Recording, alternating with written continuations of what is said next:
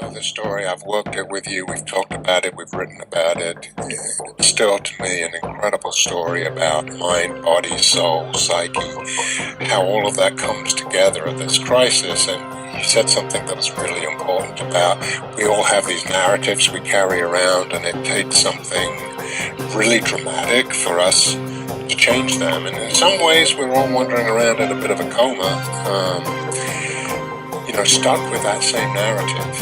And your journey out of it to something different is truly remarkable. And for the listeners, I will tell you, we have doctor statements that say this was, as far as I can say, as far as they could tell, this was a miracle. That all the other patients they had with this virus either died or needed a heart transplant.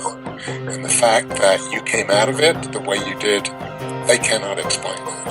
So I think that's really important.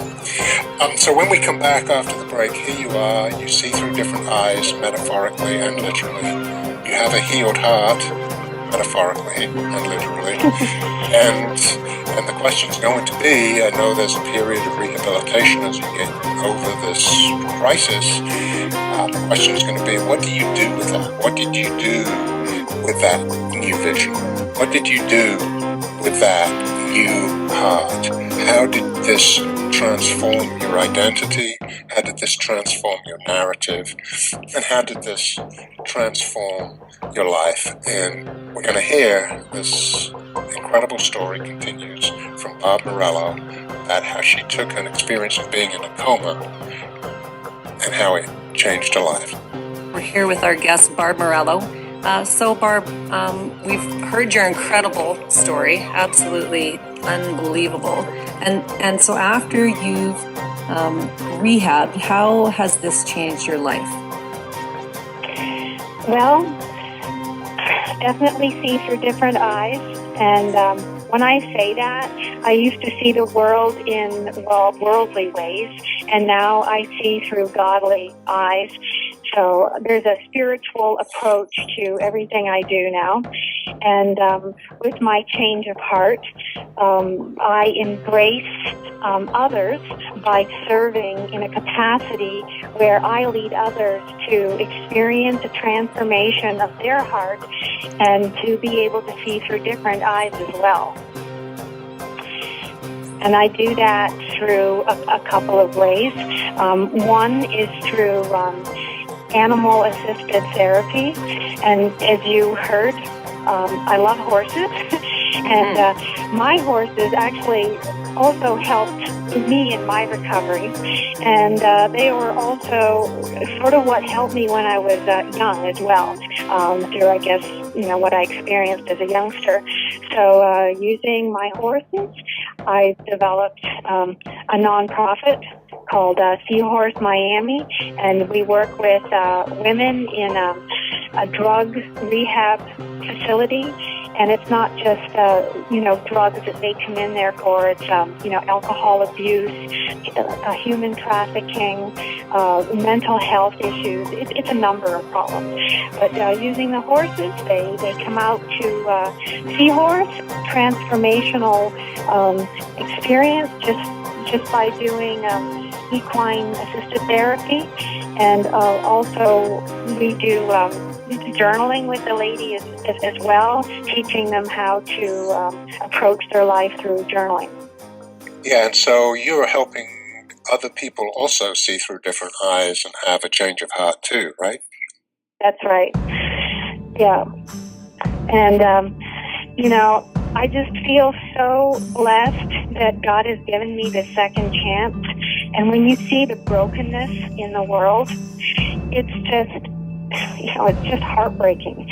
And knowing that with my second chance, I can actually do something that's constructive, I don't want to waste 1 minute of it. And I'm just so blessed. Just like how you felt with your car accident, like you've been given a second chance.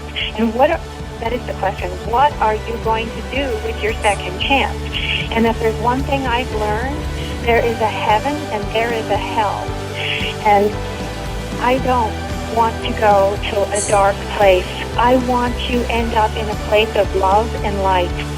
And while I have a chance here on this earth, or my passion is to help others find purpose in their lives, and also realizing that their narrative can be changed as well.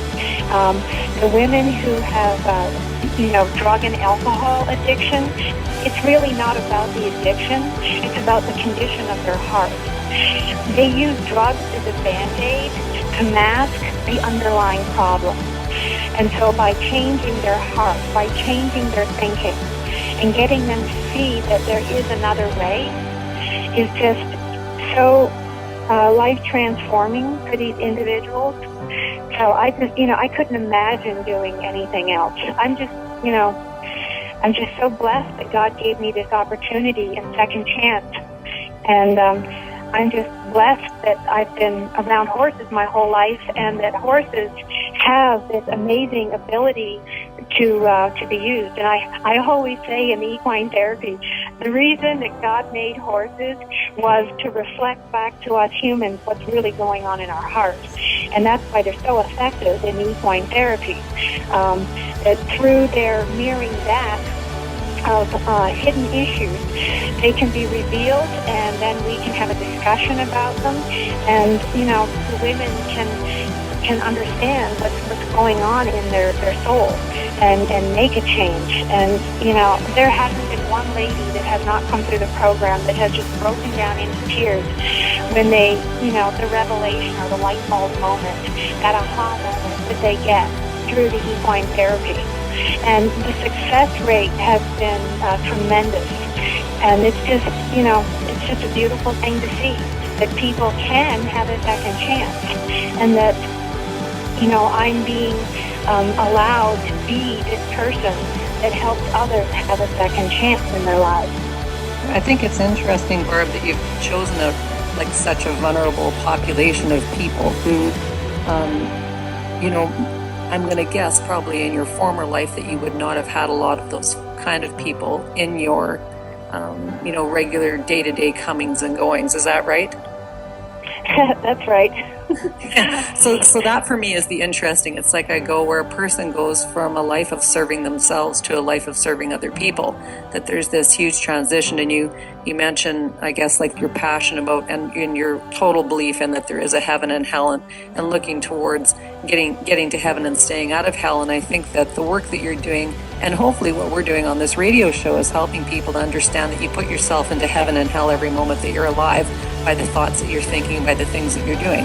And that's so the part of the goal of these shows is helping people to say, what can I do right in this moment to take me into a state where I am in heaven, where I'm in peace, where I'm in good stead with myself, where I have self-respect and self-love.